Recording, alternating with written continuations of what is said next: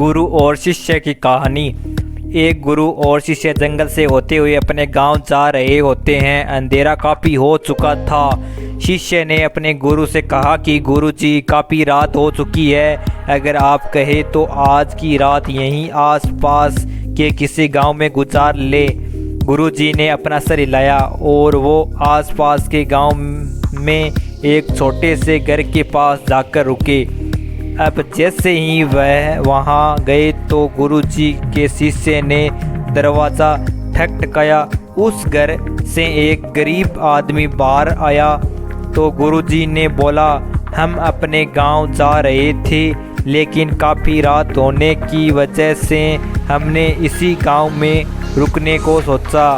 क्या हम आज रात आपके यहाँ रुक सकते हैं?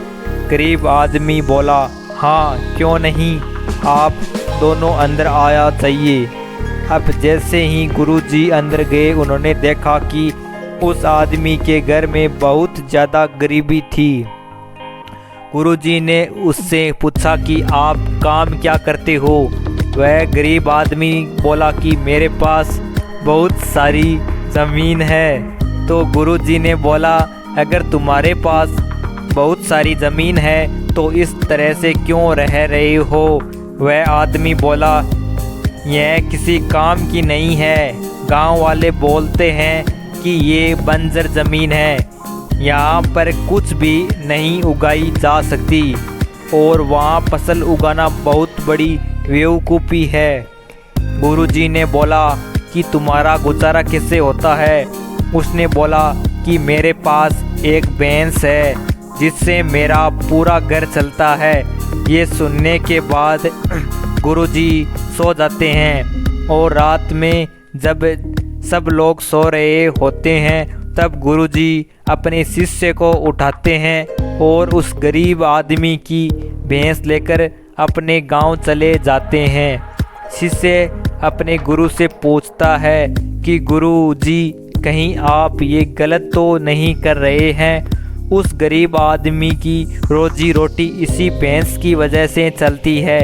तो गुरुजी अपने शिष्य की तरफ देखते हैं और मुस्कुराते हुए आगे बढ़ जाते हैं। उस बात को तकरीबन 10 साल गुजर जाती है और जो गुरु का शिष्य था वह बहुत बड़ा गुरु बन चुका था।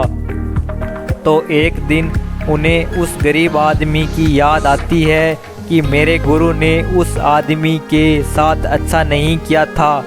मुझे एक बार चलकर देखना चाहिए कि वह आदमी अब किस परिस्थिति में है। वह शिष्य उस गांव की तरफ जाता है और वहां जैसे ही पहुंचता है तो वह देखता है कि जहां पर उस गरीब आदमी का झोंपड़ा था वहां पर एक बड़ा ही आलीशान महल बन चुका था और उस झोंपड़ी के बाहर जो बंजर ज़मीन थी उस पर फल और फूलों के बगीचे थे। तभी उधर से उस घर का मालिक आता है।